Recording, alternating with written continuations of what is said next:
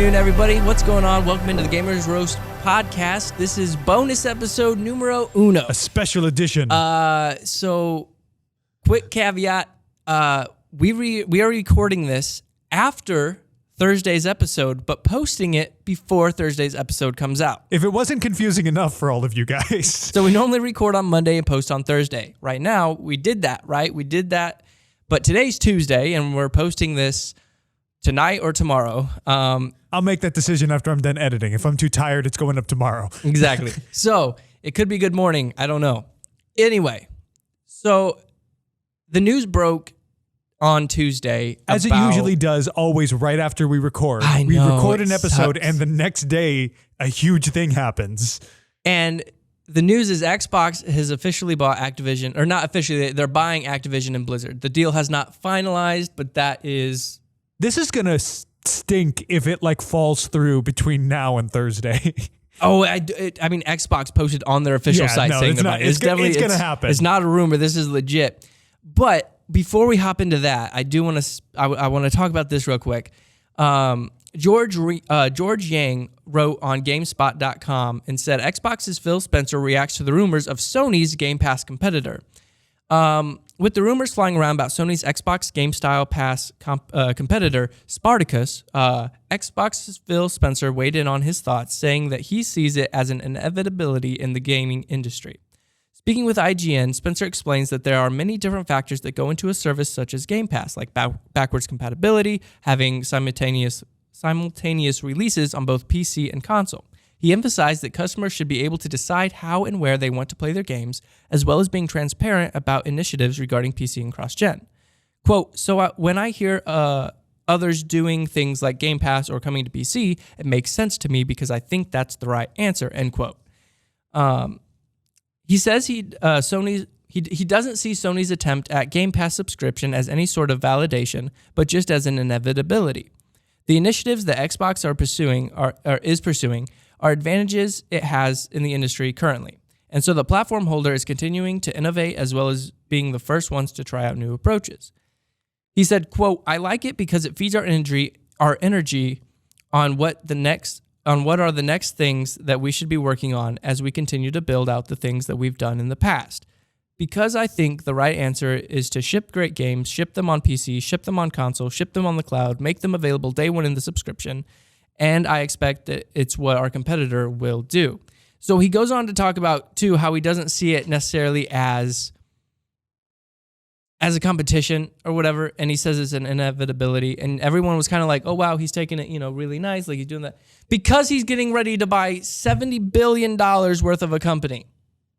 That's just an insane amount of money. You remember back to the episode, I can't remember what one it is now, where we were talking about everything that was happening between Activision and Blizzard, all the scandals. Yeah. And how we were kind of like, okay, Phil Spencer's a good guy, so why the heck is he saying that they're going to just evaluate how they're going to deal with them in the future? You remember when we were like... I guess this is why. We were like, he's a good guy. Why wouldn't he just denounce it? Why wouldn't he say it's horrible? Why is he we were like, he's kind of kowtowing a little bit. Yeah, because he bought them. He was like, oh, this is a great opportunity to, just, I'll take that. Wow. It reminds me of that moment in History of the Entire World, I guess, where he's talking about the different empires, and he's just like, hi, said the Parthians. Hi, I forgot what the third one is. And he's like, hey, said the Romans, eating half of the Mediterranean for breakfast. That's Phil Spencer. Yeah, he just but it makes sense now why he wasn't just like, it's horrible, it's horrible. He's like, okay, well, we're going to see how we deal with them in the future. We're not going to say we're not having anything to do with them because we're going to buy them and we'll fix it that way. Mind blown. I'm going to read. Yeah, it's just insane to me now, because we were talking when this broke today. We were like, this means that Microsoft owns Bethesda, meaning they own Fallout and the Elder Scrolls. They own BioWare too, don't they? Oh, I'm about to get into it. Yes. Okay. So now they own also Call of Duty, Crash, Spyro, Overwatch, World of Warcraft, StarCraft. What? Oh, they own Tony Hawk. That is Activision. Yep. I keep forgetting how big Activision is. So you're about to find out. This is from Xbox's official website. It says, welcoming the incredible teams and legendary franchises of Activision Blizzard to Microsoft Gaming. This is by Phil Spencer, CEO of Microsoft Gaming.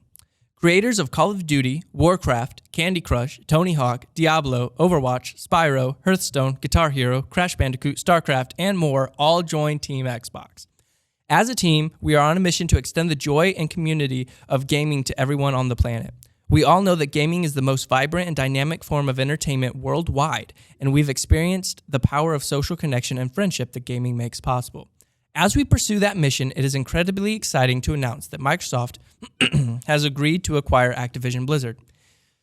Over many decades, the studios and teams that make up Activision Blizzard have earned vast wellsprings of joy and respect from billions of people all over the world. We are incredibly excited to have the chance to work with the amazing, talented, dedicated people across Activision Publishing, Blizzard Entertainment, Beenox, Demonware, Digital Legends, High Moon Studios, Infinity Ward, King, Major League Gaming, Radical Entertainment, Raven Software, Sledgehammer Games, Toys for Bob, Treyarch, and every other team across Activision Blizzard.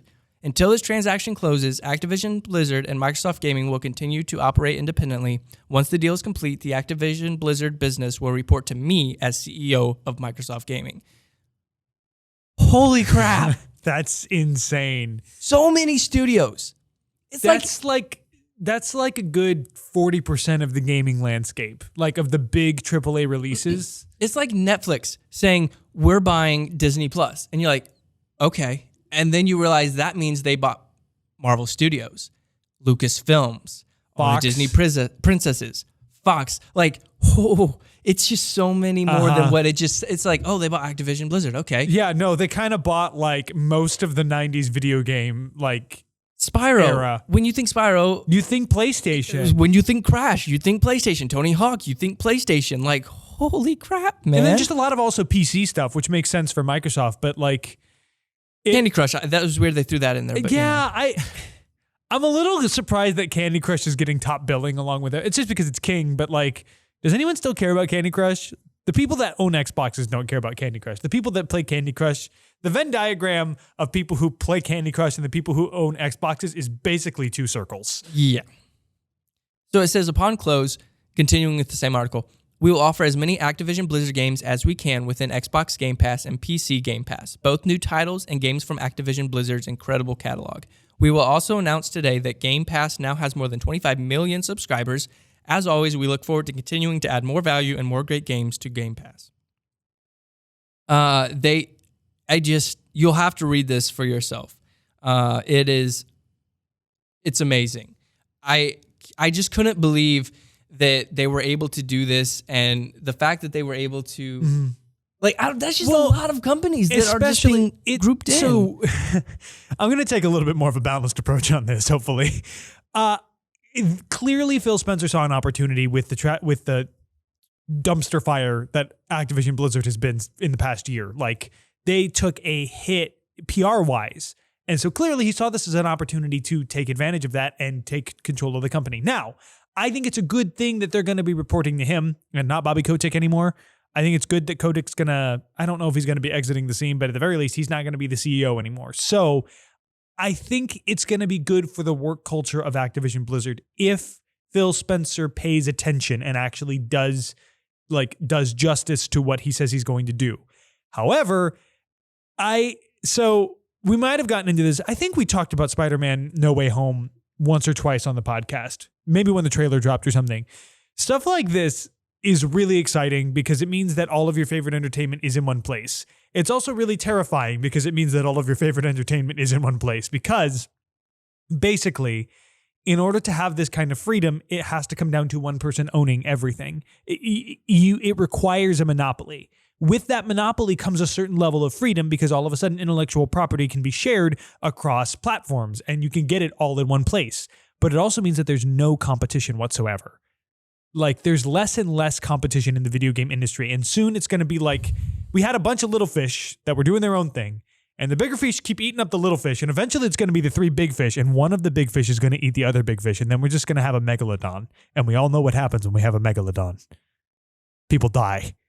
I was thinking of good content movies. And okay, and to be fair, we would have a great like landscape where everything is together all at once. We can get crossovers, we can get studios working together. But looking at the history of monopolies in the in industries, it's not always the best thing for the consumer. I have mixed feelings, basically. Like, Right. I am subscribed to Game Pass, and as long as Game Pass stays the same price, which that's another thing that I've heard speculation that Game Pass might increase in price because of this. And if that's the case, I don't know that I can afford it anymore. 15 was about my limit. I will continue to stay subscribed if it stays the same price. I'm going to enjoy this. Like, I'm excited as a gamer. As a consumer, it makes me a little nervous to see a company just go like $70 billion? That's an insane amount of money. It is, but also think of this. So they said they had what, 25 million people on Game Pass. Yeah. So $70 billion. A billion is what, 100,000 million? Right. Right? No. Wait. No. Hang on. Oh my word! I can't. 1 do billion. numbers. 1 billion is $999,999,999.99 plus a penny. Right. Yes. So it's. Oh my word. So multiply that by 70. A million is 100. I can't think of how numbers work. A million is 999,000. How many millions are? Yeah. So it's. Is that like a million? Or is it like 100 million? No, it's not 100 million. It's 1,000 million. 1,000 million, right? 1 million times 1,000 is a billion. Okay, it's 1,000 million. So this is $70,000 million. If that puts it into perspective at all. So 70,000 people could become millionaires off of what they just bought. Yeah, pretty much. 70,000 people. That's crazy. So when it comes to big numbers, my head starts to spin a little bit, in case you couldn't tell from that little display of mathematic wonder. But they make $375 million every single month from Game Pass. I guess that's true. So at that rate, you're looking at roughly 3 months to make $1 billion. Mm-hmm. So multiply that by 70, that's 140, 210 months. So that's still a crap ton of months to make back that amount. Yeah, that's over 10 years. That's actually over like 20 years almost. Yeah. Not quite 20 years. But that being said, more people are going to join Xbox. If they're expecting, like, say this to double or even triple. And that is just Game Pass revenue. That's not even concerning like sales of consoles and that sort of thing. So I mean, if they could make their money back on this in probably 10 years. Yeah. I mean, and then to say for the rest of forever, you have all of these games. Yeah. It's incredible. One thing that people were curious about is whether or not that means Call of Duty is going to be exclusive on Xbox. And so Phil Spencer stated, quote, "I'll just say to players out there who are playing Activision Blizzard games on Sony's platform, it's not our intent to pull communities away from that platform, and we remain committed to that. That being said," and I'm taking this from an article of Dexter.com, they say, "In classic Spencer fashion, his response is littered with ambiguity. Spencer also stated that it wasn't Xbox's intention to draw players away from their platforms when acquiring Bethesda. However, he later revealed that Bethesda's most anticipated titles would likely be exclusive to Xbox. Yeah. Activision Blizzard's most anticipated titles are Overwatch 2 and the next entry of the Call of Duty franchise. These games that have a history of being available across numerous platforms, but now that's subject to change." I don't know though. So I can definitely see the next Call of Duty game being Xbox exclusive. When it comes to Overwatch though, that game thrives on cross-platform. Like that's kind of been its whole thing. I think it would. But if it was on Game Pass, I would get it. I haven't never played it. Okay, but so At Game fun Pass, fact, Josh and I, since I upgraded to an Xbox Series S, I had Overwatch for PlayStation, and it's an online-only game. So PlayStation gave me a notice. I canceled my PS Plus subscription because no one I know has PlayStation anymore. There's no point to me having it.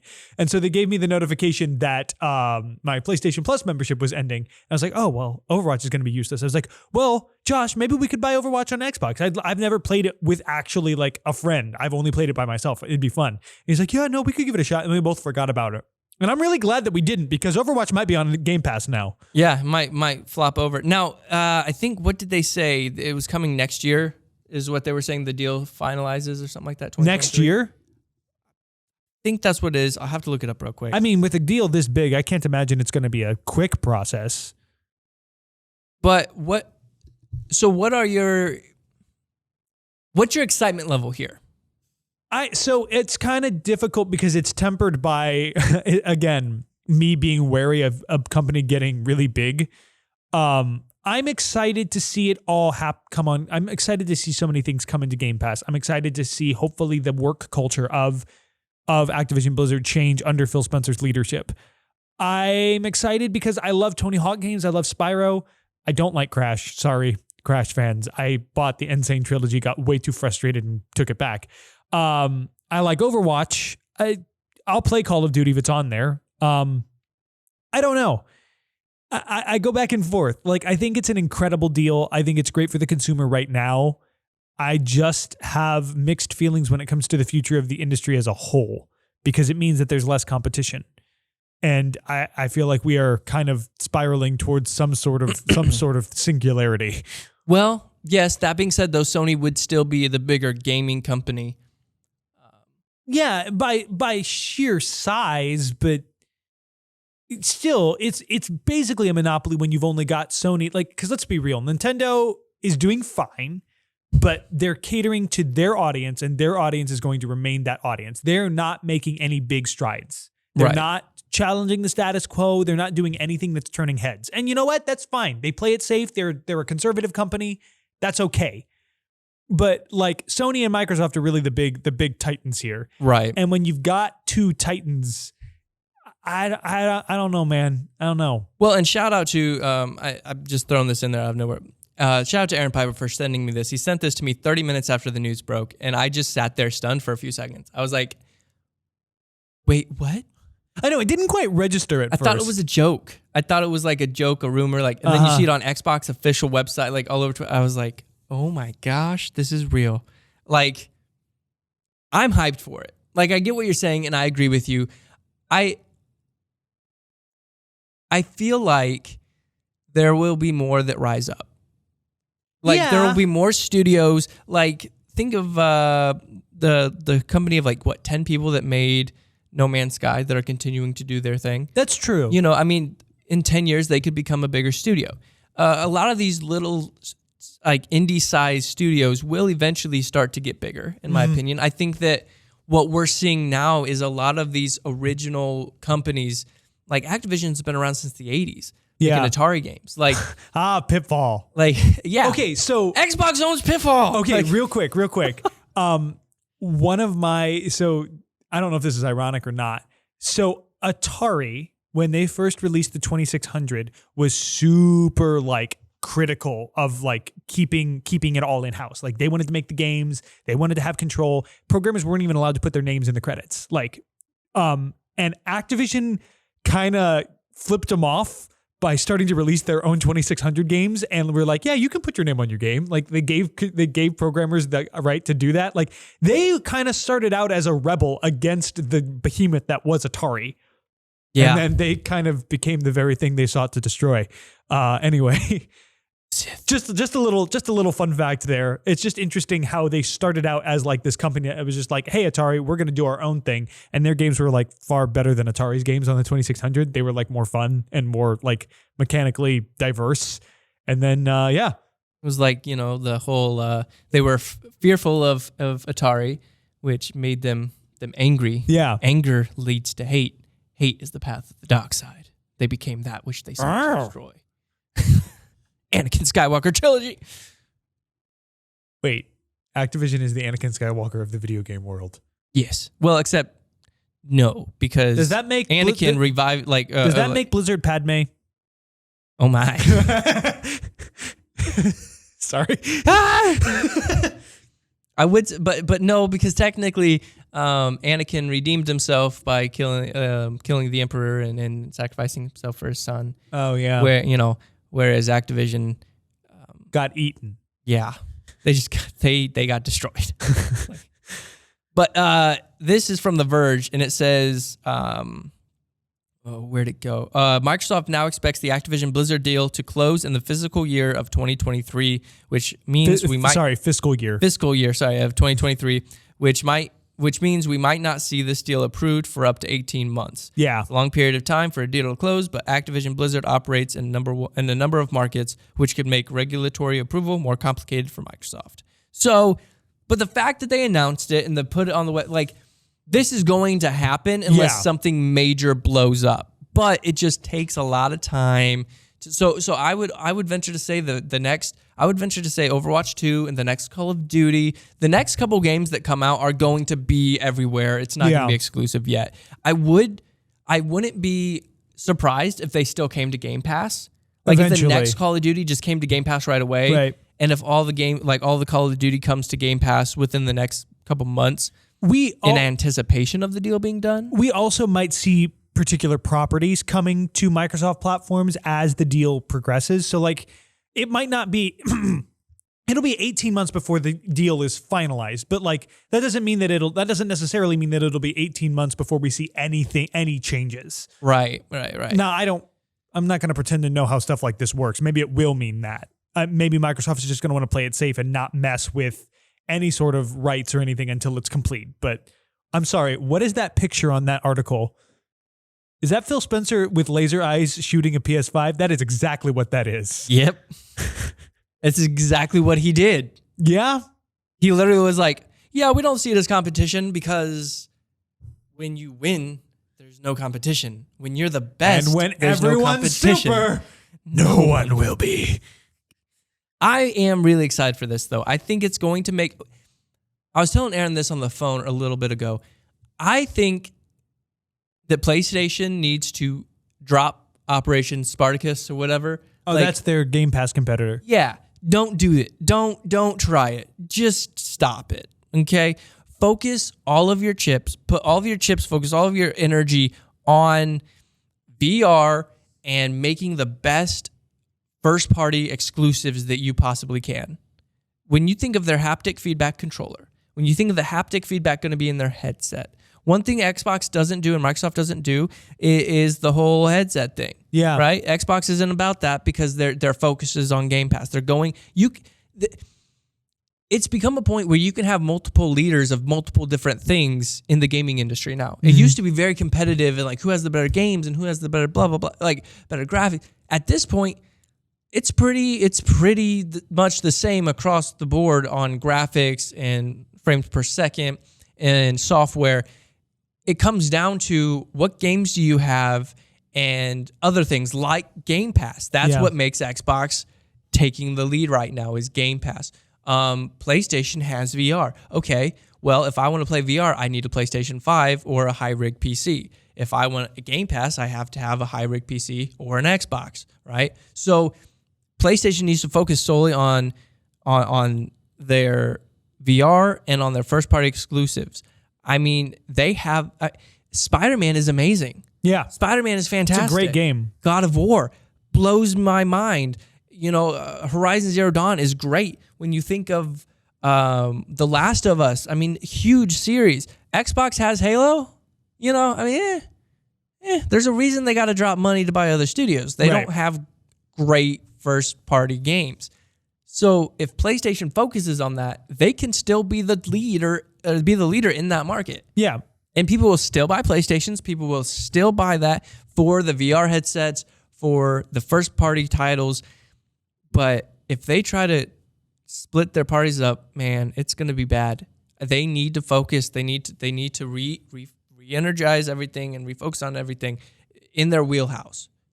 Xbox is doing Game Pass, and it's working finally. And nothing is going to beat that. Right. Especially now that they've got Activision. They have years ahead. They're years ahead of PlayStation on it. Well, PS Now never took off. Right. Ever. Right. Like, even when it first started where you had to, like, pay the subscription service and then rent the games, people were like, I'm sorry, Sony.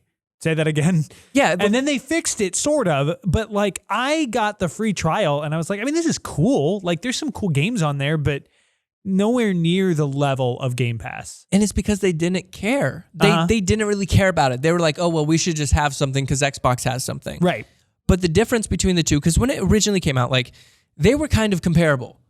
Xbox Game Pass it wasn't that big of a deal, wasn't that great.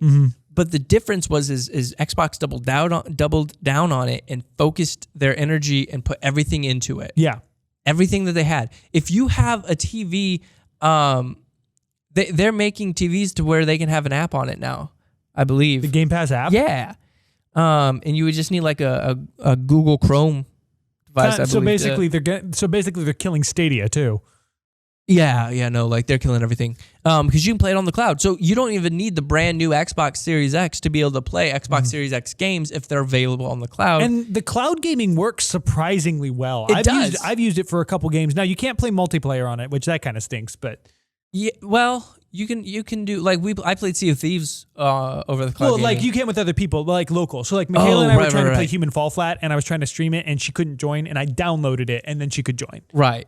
So, but cloud gaming too. I mean, yes, it's not great in terms of the graphics suffer a decent amount. I mean, if you're playing Katamari Damacy, it doesn't care.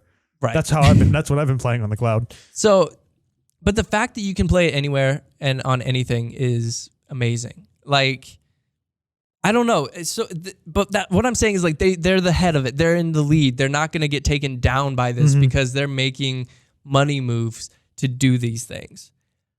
I think that Sony should have bought Activision and Blizzard when Microsoft bought Bethesda. I thought that should have been a good rebuttal, a good like, okay, you bought them, we buy these. Like, but it didn't happen. So then Xbox was like, okay, we'll buy those too. Like, like we're going to win this generation. Like that's what Xbox is focused on. Yeah, they're definitely going a little bit crazy. And they had a great thing with the 360. Yeah. But then they just totally screwed up on the Xbox One. So now when they have the Series S and X, the Series S is just amazing by itself. I mean, anyway,